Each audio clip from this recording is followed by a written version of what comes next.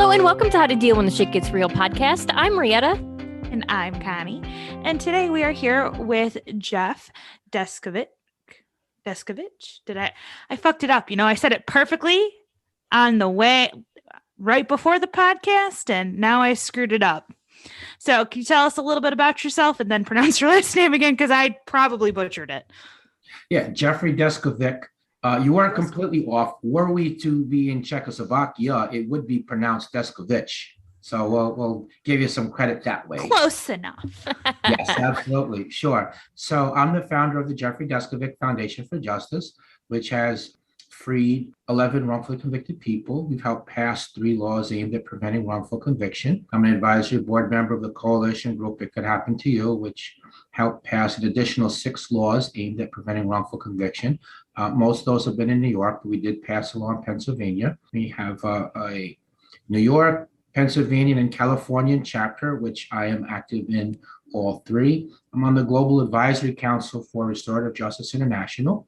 I have a master's degree. My master's thesis is on wrongful conviction, causes, and reform. And I am an attorney. At some point, I got tired of sitting in the front row of the courtroom. I wanted to be able to sit at the defense table, represent some of the clients, and make some of the arguments. I got involved into all of this advocacy work because I was wrongfully imprisoned myself for 16 years. I was arrested when I was 16. I lost a trial by the time I was 17, so I was wrongfully incarcerated from age 17 to 32 prior to being exonerated through DNA testing, which not only exonerated me, but also identified the actual perpetrator.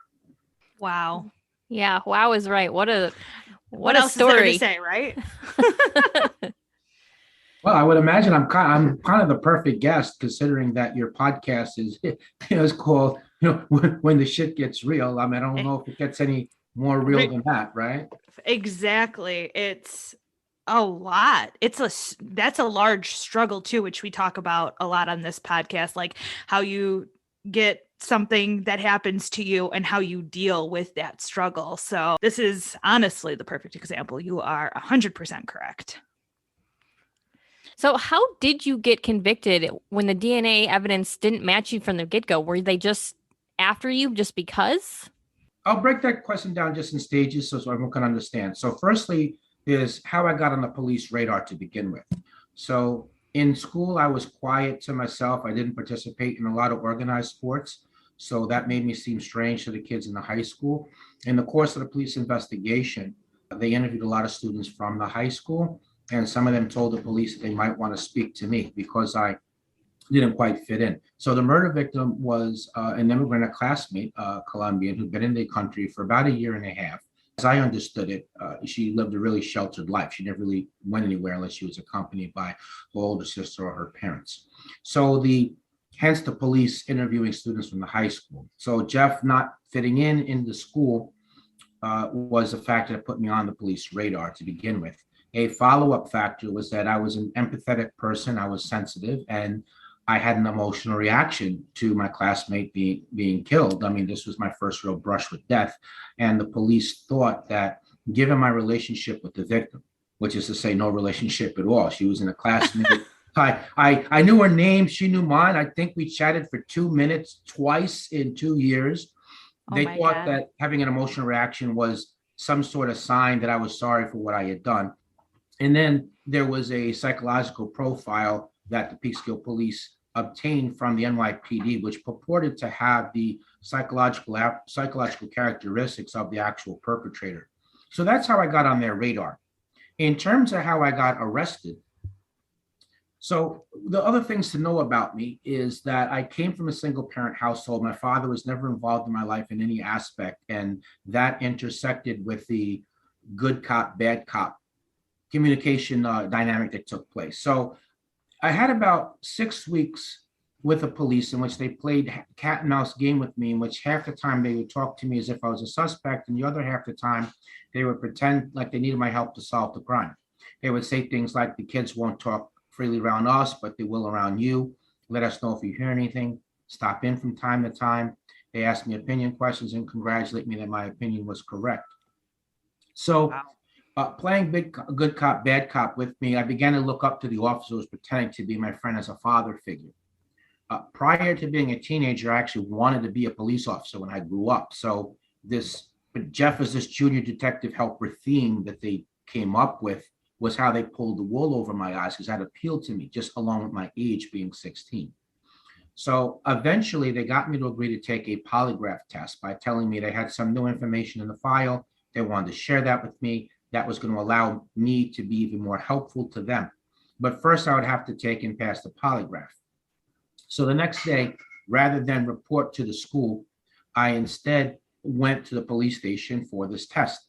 Because it was a school day, my mother and grandmother thought that I was in school, so they did not call around looking for me. They drove me to the town of Brewster, which is in Putnam County. I was a native of Peekskill in Westchester County. So it was about 40 minutes away by car. So that meant I wasn't able to leave on my own. I was totally dependent upon the police. I had no attorney present. They didn't give me anything to eat the entire time I was there. The polygraph was as a Putnam County Sheriff's investigator. He was dressed like a civilian, never identified himself as a police officer. So, and he gave me a 4-page brochure which explained how the polygraph worked, but it had a lot of big words in it, which I didn't understand.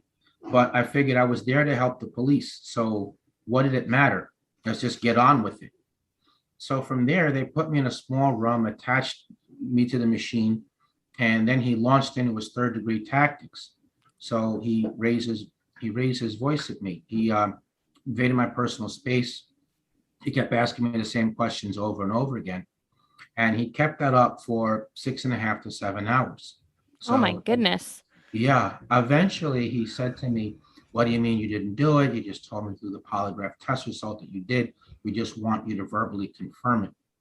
And that really shot my fear through the roof. And at that point, the officer had been pretending to be my friend. He came in the room and told me that the other officers were going to harm me, but that he'd been holding them off, but couldn't do so any longer, that I had to help myself. Then he said, "Just tell them what they want to hear. You can go home. You're not going to be arrested." So being young, naive, frightened, 16 years old, not thinking about the long term, just being concerned with my safety in the moment, I was in fear of my life. The fact that I didn't know where I was, no one else knew where I was either, loomed quite large. I was overwhelmed emotionally and psychologically. And then that, the threat, the false promise. So I made up a story based on the information they gave me in the course of the interrogation. By the time everything was said and done, I collapsed on the floor in a fetal position, crying uncontrollably. And obviously I was arrested. I was charged with a murder and rape. So there's Oh another my goodness. aspect, but I want to let you ladies get in. I don't want this to be this long dialogue, but that's how I was arrested. That's how I got on their radar. That's how I was arrested. I'll let you get in and say whatever, ask whatever you want. And then from there, I'll explain how did I get convicted? Because I haven't answered that yet, but I feel like we need to break it up a little bit or it's too much just me.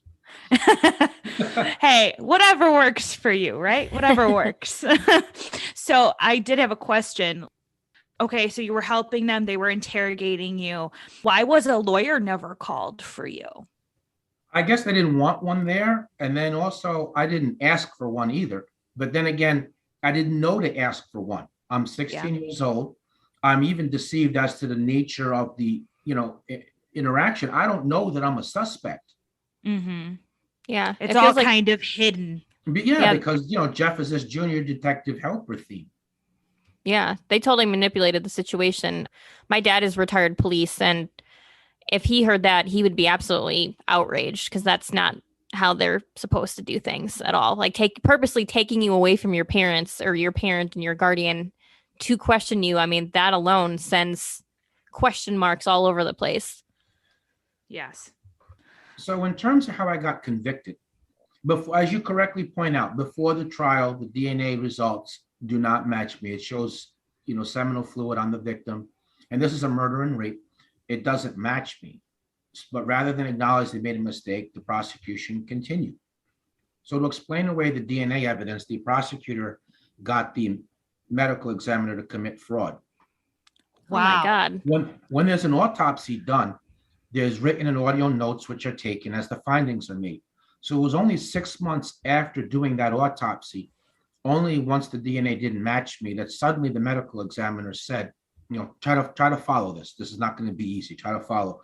He says, that he just remembered that he forgot to document medical findings, which he claimed showed that the victim had been sexually active, which is what allowed the prosecutor to argue that that was how the DNA wouldn't match me, but yet I was still guilty. That she must have slept with yet another person prior to my murdering and raping her. And that was the explanation for the DNA not matching me. Oh my gosh. Taking it a step further, the prosecutor named another youth by name that he claimed had slept with the victim, but he never tried to prove that. He never got a statement from him. He never called him as a witness. He never asked him for a sample to prove that. He just made the unsupported allegation. Now, he got away with that because of a couple of factors. Firstly, the victim's family was not coming to court. So they had no idea that her reputation was being trashed like this in order to try to wrongfully convict me. So there was that. And then secondly, my attorney should have never represented me from the beginning because of a conflict of interest. This other youth that the prosecutor was saying had slept with the victim was represented by another member of that same public defender's office, and specifically by the lawyer who was supposed to be supervising him on my case. So that conflict prevented the defense from asking him for a sample. It prevented the defense from calling him as a witness. So you're saying the medical examiner never got in trouble? He never got the book thrown at him for lying under oath? No, to fast forward, I did file a civil suit later after I was exonerated, and there's the indirect consequence. He retired once I followed the suit, but he never got in trouble. He never went to prison or anything like that. No. So that's how he fought the DNA. And the other thing I want to reference is on the police level, they contributed also beyond the false confession. So when the DNA didn't match me, they went into the field and they interviewed 17 witnesses who knew the victim in one capacity or another. All of them told the police that she didn't have a boyfriend, that there was no consensual sex, and the police purposely did not document any of those interviews. So therefore, they didn't have to turn that over to us. So we never knew that. Wow. How did you find out about that? We found out about that through the discovery process in the course of the civil lawsuit that I filed later. Like this medical examiner later in the civil lawsuit admitted under oath that the slide that he based his finding on, that didn't actually show that at all. The system literally let you down on every account. Just because they wanted that conviction. Ugh. Then there were a couple of other irregularities at the trial. So the polygraph test results are not admissible in court because they're not reliable. In fact, some intelligence agents and field operatives are actually trained on how to beat the polygraph. So it's not scientific at all. And so for that reason, it's not allowed into the courtroom as evidence unless both sides agree, which we did not agree. But despite that general rule, and it's obvious why there should be that rule. That would be so prejudicial in front of a jury if a polygraphist were allowed to say that somebody failed a test. But despite that, the judge allowed the polygraphist to tell the jury repeatedly that I failed the polygraph. And his rule that he made up for that is he said, well, the interrogation, the statements happened in the course of you being polygraphed. So he allowed the polygraphist to keep telling the jury that while banning my lawyer from asking him questions on the methods that he used to arrive at that opinion. And polygraphs, it's really not, I'm sure back then, and especially now, I feel like it's really not known that a polygraph isn't actually that accurate, because it can be in any stressful situation, you would be caught negative as like you're lying, in a polygraph. So that guy going real close to you and everything, of course, it's going to initiate a negative result because he's invading your personal space and freaking you out. That's exactly right. Any conduct that would result in your pulse rate being sped up, which fear is a factor, that's all the machine is measuring. It's really measuring your pulse rate. That's all that it. So I completely agree with you on that. Now, another irregularity was that the victim's clothes, including her bra, was admitted into evidence. The jury asked to see the bra. And that was important because that correlated to one of the statements that they coerced out of me, which was I said that I ripped her bra off. So the jury asked to see the bra. And some bras, the way that they're made, you can't rip them off. So the jury asked to see it. And it was at that point that the judge told everybody that the bra, along with the other clothes, had been left in the courtroom over the weekend, and that the janitors apparently thought it was garbage. And so it was thrown out and it was no longer available. That sounds like some sort of BS that I have ever heard in my life. Dude, did somebody pay this judge off? Like, this is crazy. It feels like there were a lot of payoffs at this point. Right. And the last thing I'll mention is that, so on the third day of the jury deliberating, they sent a note out asking, well, if we don't come up with a verdict, are we going to be sequestered over the Christmas holiday? And I've learned since I've been exonerated that at that point, it was 11-1 for a conviction, but there was one holdout juror that believed that I was innocent. And he said that they were all pressuring him to switch his vote. And that once the information came back into the jury room stating that they would have to stay sequestered over the Christmas holiday, that the pressure intensified and that none of them wanted to be sequestered over the holiday, including him. And so for that reason, he switched his vote to guilty. And so the end result of all of these things was that I was found guilty of a murder and rape. And I was ultimately given a 15 to life sentence, despite the judge telling me, maybe you are innocent. Wow. And I was sent to a men's maximum security prison at 17 years old. Oh my goodness. Have you ever talked to that juror since then? I haven't, but he contacted my civil rights lawyer. And he said that he saw on the news that I had been exonerated and that I was free. And that he was glad that I was home because he never thought that I was guilty. And my lawyer asked the obvious question. Then why convict him? Why did you vote that way? And that's when he mentioned the information that I just shared with you. What a horrible thing to say. Like, he's going to try to reach out to you and be like friendly when just because he wanted to go home for Christmas, he convicted you. Like, good Lord, I can't even wrap my head around that. Yeah. And at 17, going into maximum security prison, which brings up the other thought in my mind with you going to maximum security prison.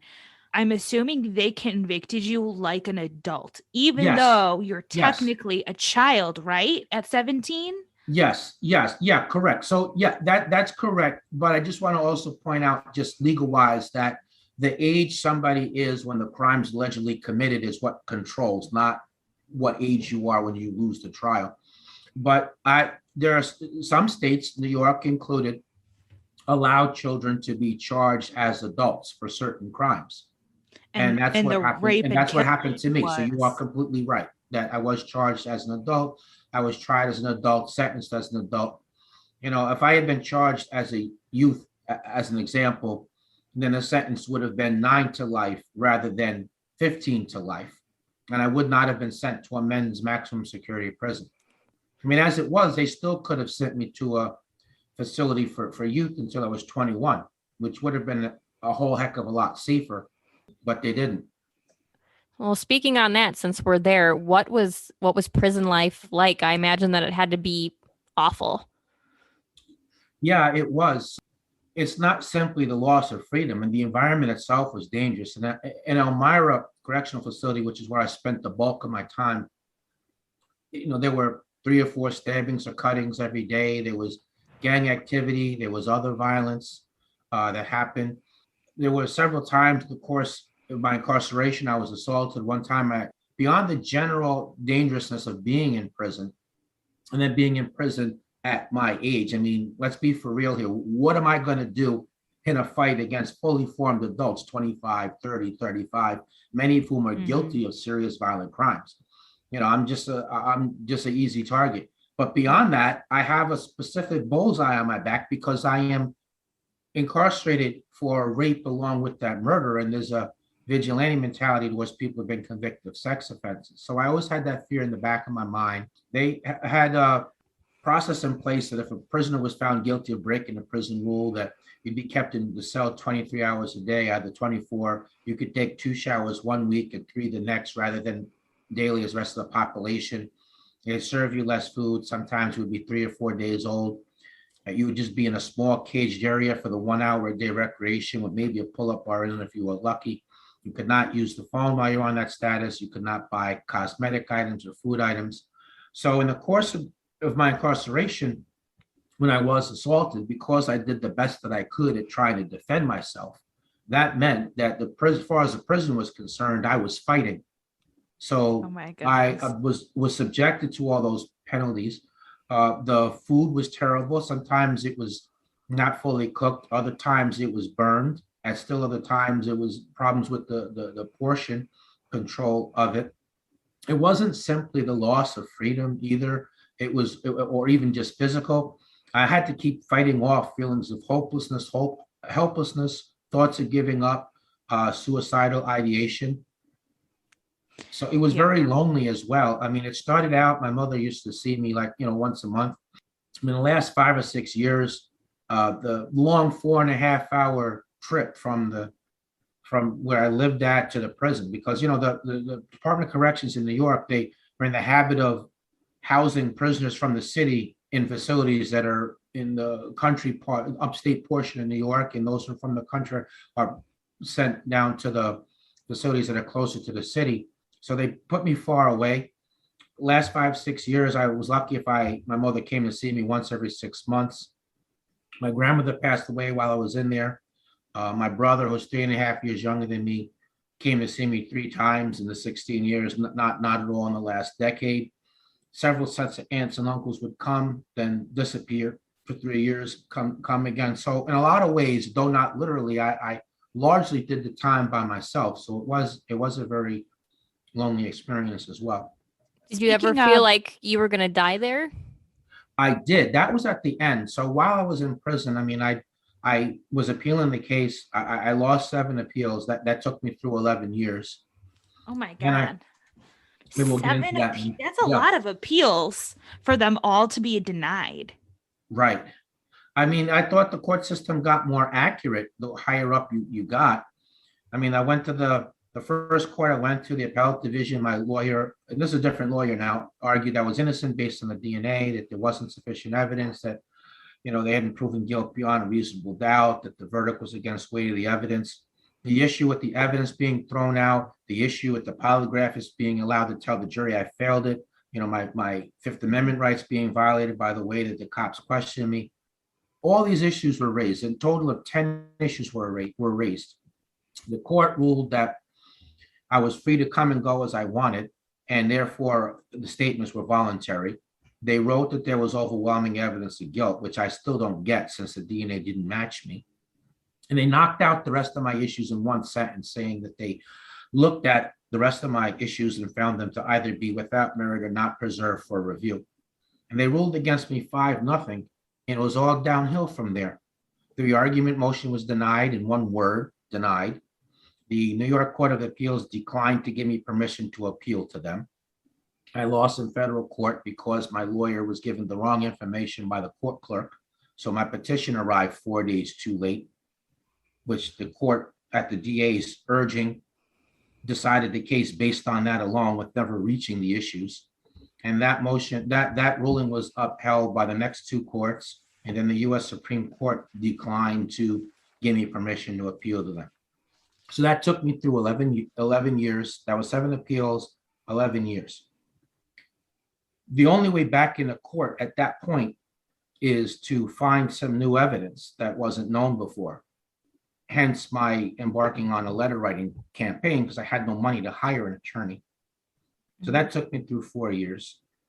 Then I went to the parole board, and because I maintained my innocence, rather than expressing remorse and taking responsibility, I was denied parole there, denied release there too. And at that point, I thought I was going to die in prison. Oh man, talk about getting beat down by the system. I mean, I don't know how you stayed so gung ho. I mean, oof. What was the tipping point of actually Yeah. being able to get out? The tipping point was that one of those letters ended up in the hands of an investigator. I actually wrote a book author and in care of the publishing company, but someone at the company sent it to the investigator, Claudia Whitman, and she ultimately connected me with the Innocence Project. You know, Oh, she I've heard of them. So she got me there and she lobbied them. She told me to write them. She lobbied them, got other entities to lobby them. And then I also got lucky that one of the intake workers presented my case like 3 times, you know, because he got a no the first couple of times. So when I got their representation, that was the key thing. Second thing is that the district attorney, Janine Pirro, who had been in office, who had fought all the appeals, including blocking further testing, she left office. So that was the key. And the third thing is that we took the crime scene DNA evidence and entered it into the data bank, and it matched the actual perpetrator, whose DNA was only there because left free while I was doing time for his crime, he killed the second victim 3.5 years later. And confronted with the DNA evidence, he admitted he was the one that committed the crime. So that was the whole tipping point, as a result of which my conviction was overturned and I was released. And maybe about 6 weeks later, went back to court where all the charges against me were dismissed on actual innocence grounds. And he was arrested and ultimately he pled guilty and was sentenced for the crime. Oh my goodness. Did any of this have to do, because this was quite a while ago and DNA was still pretty new, DNA testing was still pretty new at that point. Did that play any sort of factor in it, or they just were so gung-ho about you it didn't even matter? I think both. I mean, DNA was first used in 1987, and actually the trial judge had exonerated somebody based on a DNA test result. You know, he agreed someone was innocent. That was before I went to trial, so he knew what DNA not matching me meant. At the same time, I think it was a factor on the level of the jury. Like they didn't fully understand what the DNA test results meant.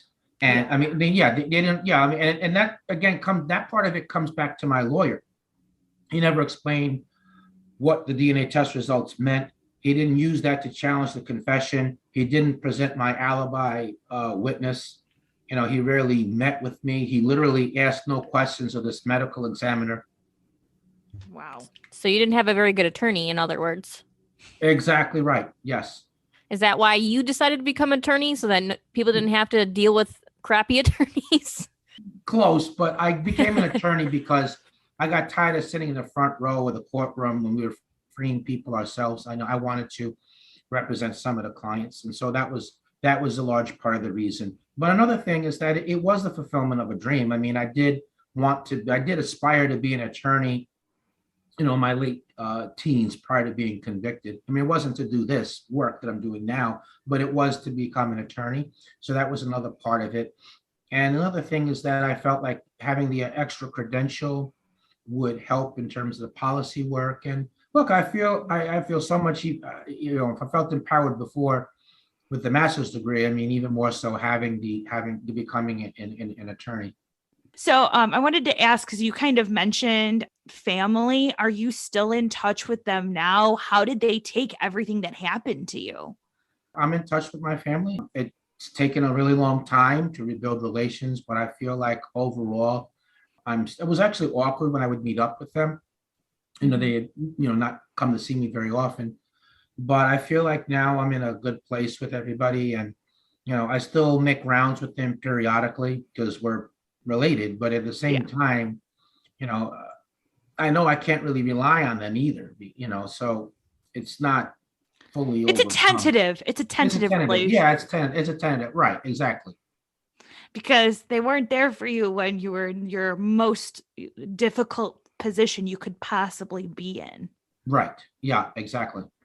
So I would like to discuss a little bit about the challenges I faced in reintegrating back into society. Oh, sure. Absolutely. The world was much different when I was released compared to when I originally was convicted and went to prison. Technology was different. So GPS, cell phones, internet hadn't been created. Culture was completely different. And neighborhoods in various cities didn't look the same. So cumulatively, it felt like I was in like a parallel world, like a Oh, place for that I sure. didn't fit in at. It was awkward when I'd meet up with my extended family because I knew who they were intellectually, but I was a different person now, and so were they. Mhm. But then in addition to that, there was the stigma. I had been wrongfully in prison for 16 years, yes, but I had nonetheless been in prison for 16 years. So how much of that rubbed off on me? Is it safe to be alone someplace with Oh me? my gosh.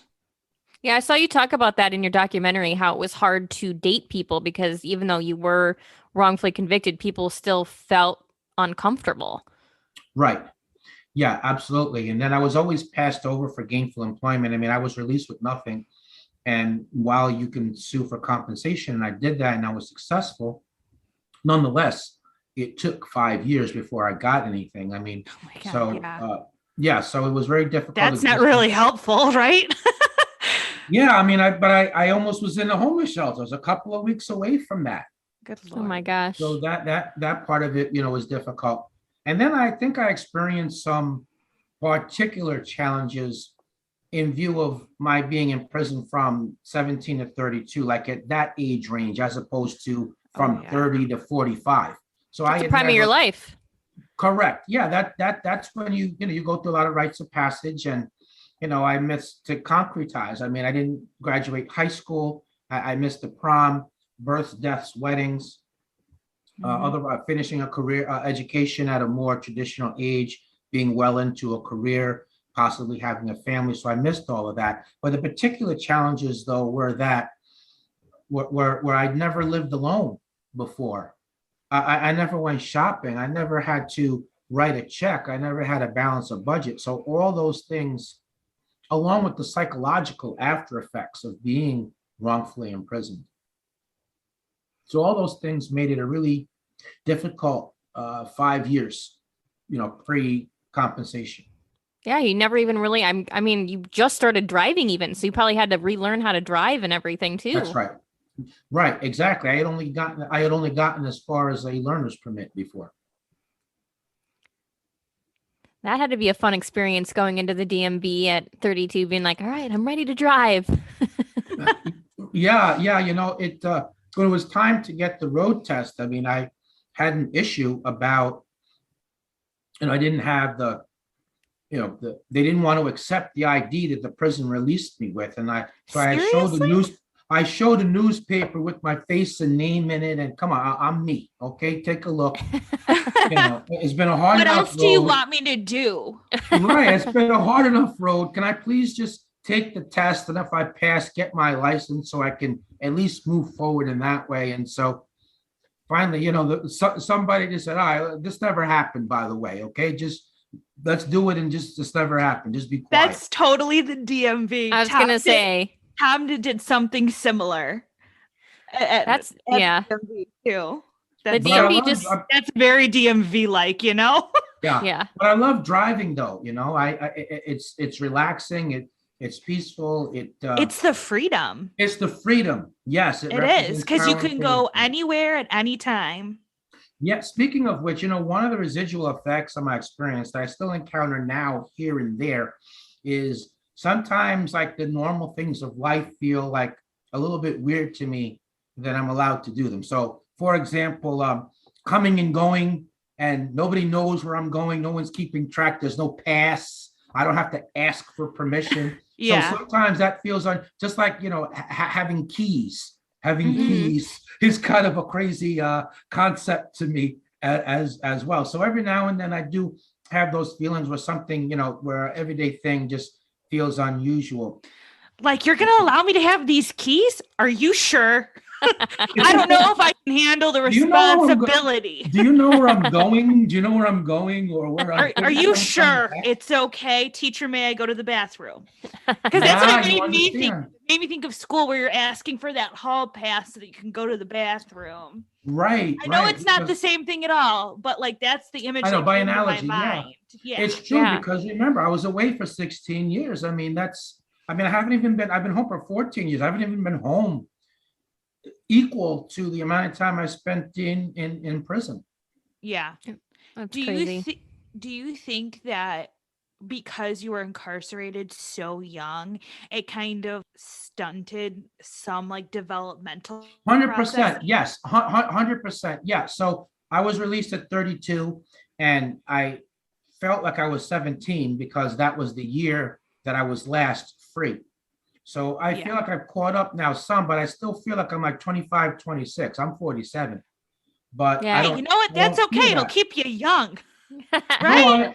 I agree with you. However, this I is know, not I like I know. look younger. I have energy. Oh my God, I'm in such wonderful health, and like I found the Yeah. fountain of youth here. No, this is more. I No. experience Yeah. it more like it's somewhat of a disconnect between my physical age, my body, and how I feel Your mind. psychologically, mentally or Yeah. emotionally. So it did stunt development that way, for sure. I was just curious. Thank you for answering No, the it's a great question. 'Cause I know question. that that's I know that could be uncomfortable. Like, hey, are you developmentally stunted? Like, not an Yeah, it's an everyday interesting way to question. put it, but I understood what you meant. I have a bachelor's in behavioral science with a psychology degree, so See, that's a I perfect understood. degree. I Yeah. knew what you were getting at. Good. So, what sparked your foundation, and how can people help your mission? For about 5 years, I was an individual advocate. I was speaking around the country. I was a columnist for a weekly paper. I was regularly doing media rounds and meeting up with the elected officials. But I wanted to be involved in helping to free people, and I only had been really able to kind of nibble on the edges of that. So I wrote about some cases while people were still, that turned out later to be exonerated, but while they were still fighting their case, and I allowed my name to be used in different press releases when they were trying to attract media attention for a certain case. And I showed up at court for the visual of the judge. So, maybe the judge would recognize me and, well, wait a minute, if he's here, then that means he must believe. And let me look at this one just a little bit more careful. So that was kind of like the philosophy of that.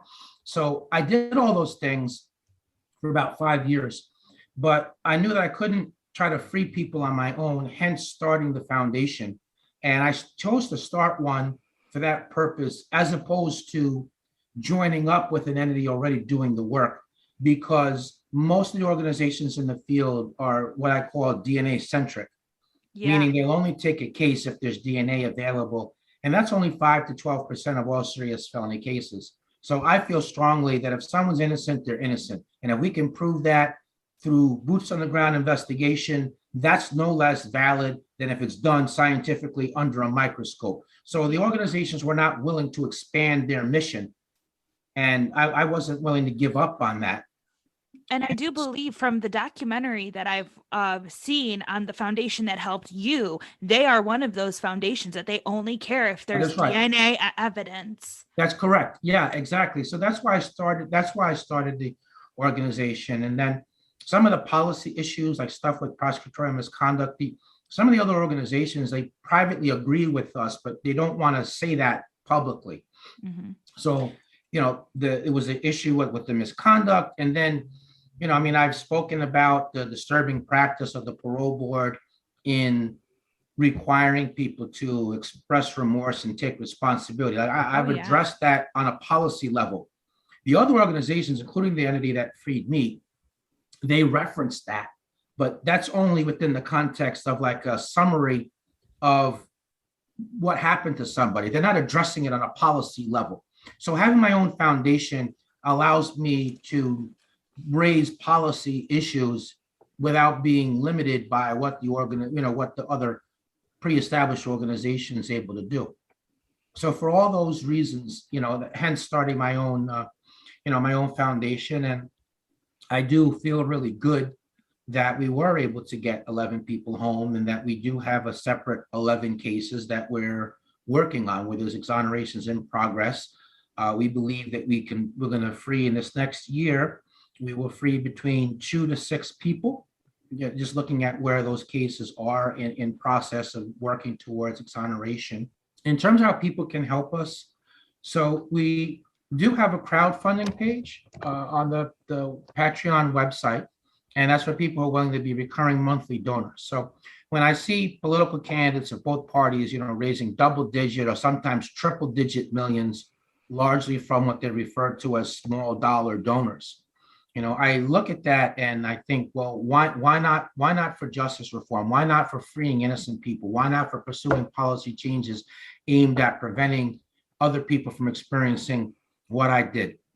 Hence, Patreon with the recurring monthly donors. Imagine for a minute 25,000 people. Imagine if 100,000 people were willing to part between $3 to $5 or some other amount they're comfortable with on a recurring basis. That would give us a larger budget. That would allow us to try to free even more innocent people. Mm-hmm. That would allow us to expand the scope of our policy work. So instead of just working in New York, Pennsylvania, and California, we would be able to go into additional states and also do something on the national level. So when most of the organizations in the field talk about doing policy work, you're just talking about in different states. Like all the deficiencies that lead to wrongful convictions in the state justice system, most of those apply to federal cases also, but nobody's working on that. Hence my desire, once we're able to, through public support, to do something for the federal cases. So certainly donating on the Patreon website would be helpful. We're always looking for donors, people to serve on the board. So if you're listening out there and that you're interested in that, or you can connect me to people that this mission might appeal to, certainly those introductions would help. We have yet to have any celebrity spokespeople or ambassadors, so that's another way. And now you have a podcast episode. Hey, that's good. Absolutely, yeah. So lots of ways people can help out. For sure. And we can definitely post whatever link you want us to in the episode notes. Yeah, in the show notes, absolutely. That really, my ultimate dream, and we'll move on to something else, is to have a chapter of the organization in each state and ultimately in each country. Because that's awesome. Because I really see wrongful conviction as a worldwide issue, and countries where we don't hear about exoneration or wrongful conviction, it's not because the injustices aren't happening. It's because nobody's being free. Nobody is doing the work.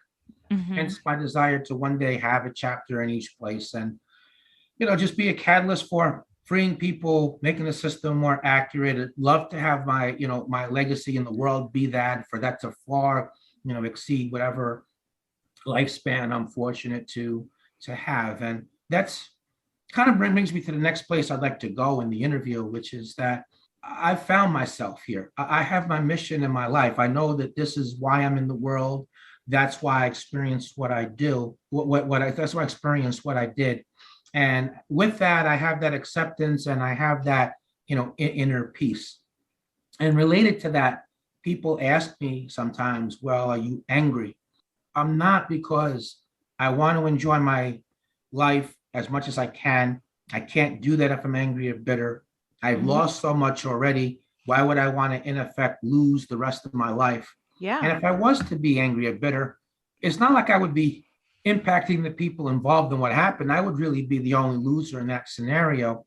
And that vehicle that allows me to actualize that, as I take that energy that I feel and I channel it into the work that I do. Yeah, you know what? That's also really good advice for anybody, because, we get bitter about, like, you have this horrible thing that happened to you and you're choosing not to be bitter. And that's really good advice for pretty much anybody.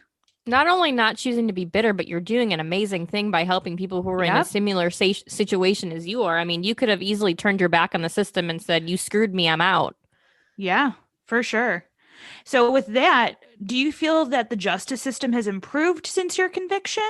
Or do you think it's about the same? What are your thoughts on our current justice system? I believe the justice system is broken.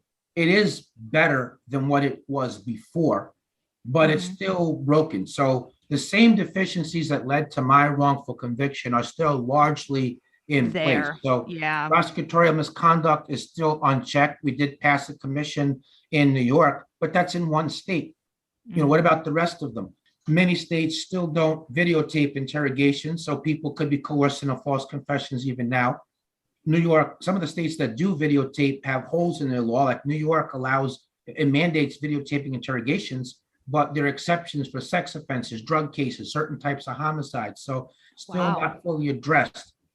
Bad lawyering, you know, continues to be a problem. There's still public defenders still represent 100 people at the same time. There's still not an even playing field, budgetary and manpower wise, comparing the public defender's office to the district attorney's office. So those things are still addressed. Every state still doesn't have safeguards in terms of mandating best practices when it comes to identification or, you know, rules around informants.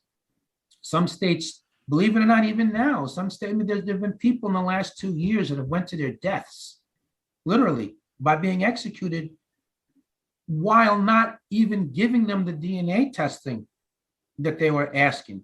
You know, Sedley Alley, Larry Swearingen, a couple of people asking for testing, begging for testing, not getting it, and executions just going forward anyway. So wrongful conviction can still happen just as easily now. I mean, the deficiencies at the parole board and other issues that I raised attention to in a documentary Conviction, which I would like everyone to watch on Amazon Prime.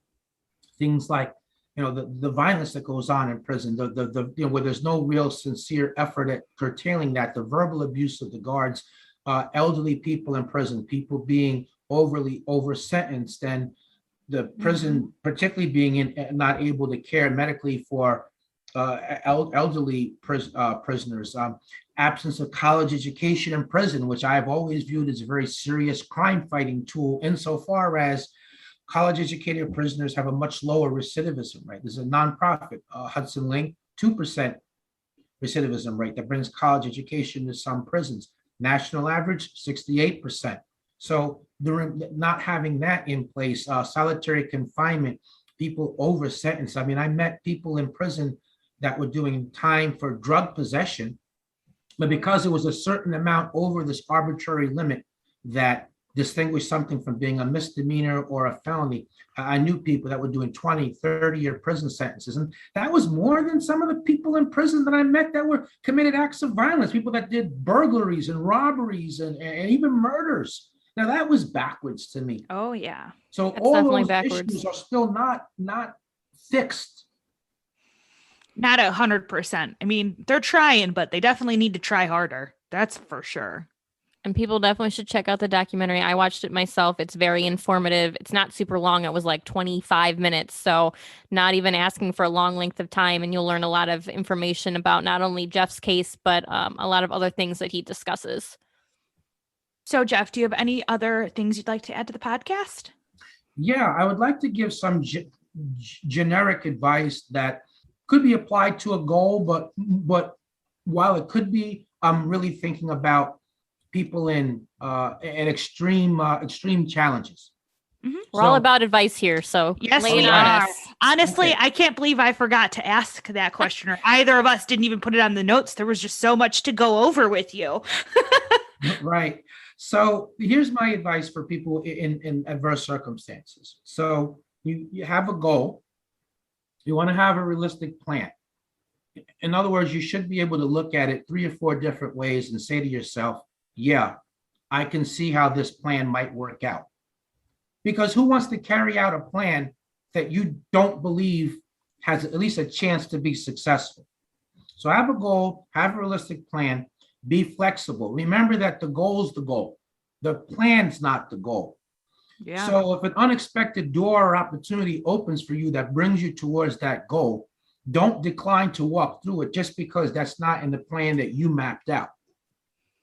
Another thing is no excuses. There might be reasons why something is more of a challenge for you, why it's more difficult, but no excuses why you can't do it.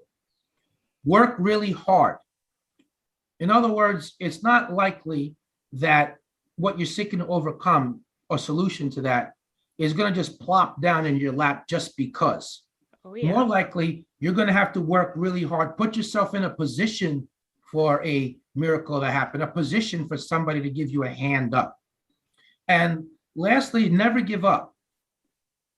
When you can't go forward any further, and I reached that point several times while incarcerated and also in the significant challenges I had, that 5 years without compensation, and even trying to get through law school, trying to pass the bar, I reached the point where I couldn't go on anymore. And I said to myself, maybe this is the key moment. Maybe I'm on the verge of a breakthrough right here, right now. But because I quit, it's not going to happen. So even though I can't go on anymore, I'm going to do it anyway, just to see what happens on the other side. And when you come out the other side, reach back for people that are in the same position you were in and do some work on the preventative side.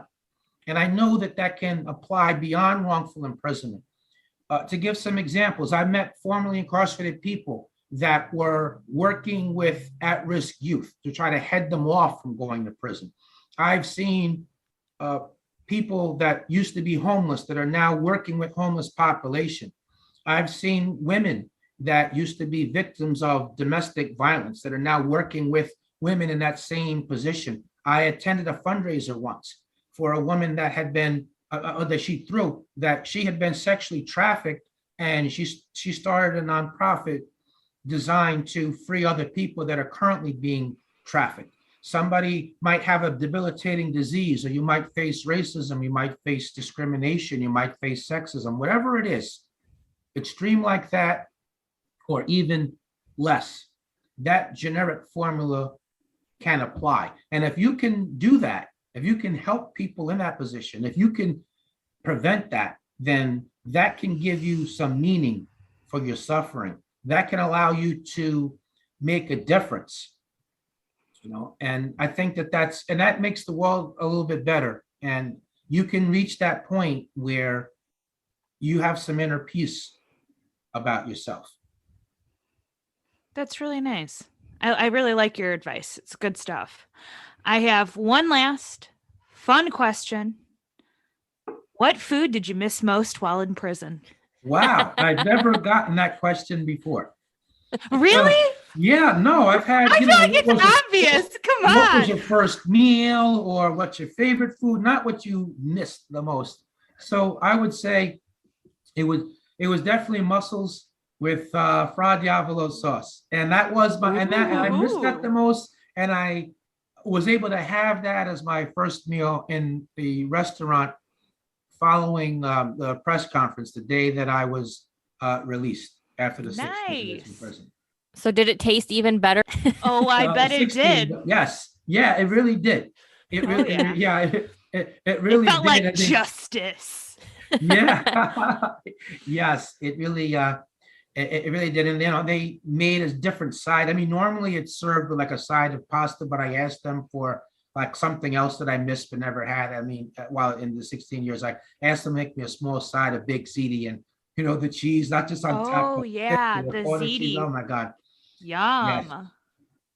Oh, man, great.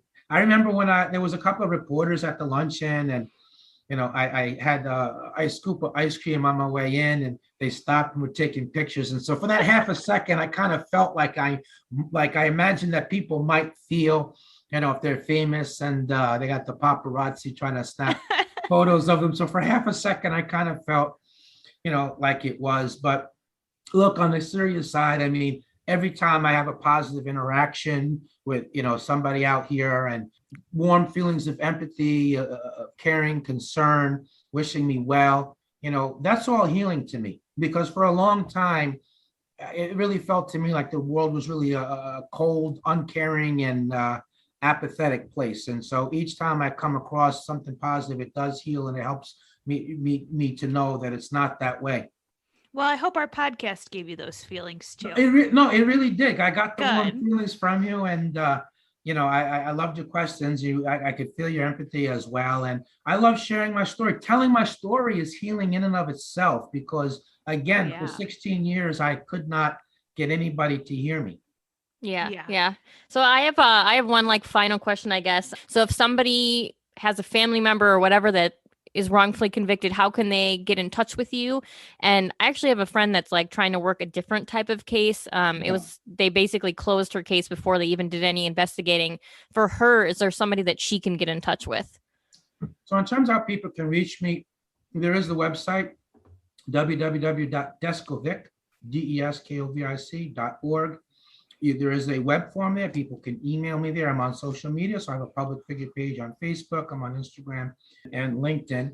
And in terms of your friend, I mean, someone can email me. I'll give some advice. I mean, right now we're at our capacity. We have 11 active cases. We have another 7 that are approved that we're not able to move on right now.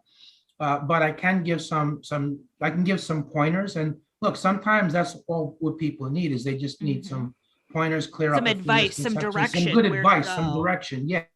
And that I always do, for people. I don't like to turn anybody away without giving them, something. Okay, perfect. I'll tell her because I knew it didn't exactly fit into your wheelhouse because it's not somebody Right. that's wrongfully convicted, but I figured at the Right. very least you could point her in the right direction. Yeah, sure. Absolutely. Yeah, I can give some general advice. Yes. Okay, I will tell her. Awesome. Thank you. And I just want to say that you are really inspirational, that you've come so far and that you haven't let the system crush you or your spirit and that you're still doing all this amazing work. I think it's awesome. Same Thank here. you very much. Thanks for sharing your platform with me. I look forward to getting the link, and I certainly will do my end of promoting the episode. And we appreciate that. So with that, this is how to deal when shit gets real. And check us out every Friday. And don't forget to rate and review us and listen to every episode, of course. And we'll see you next time.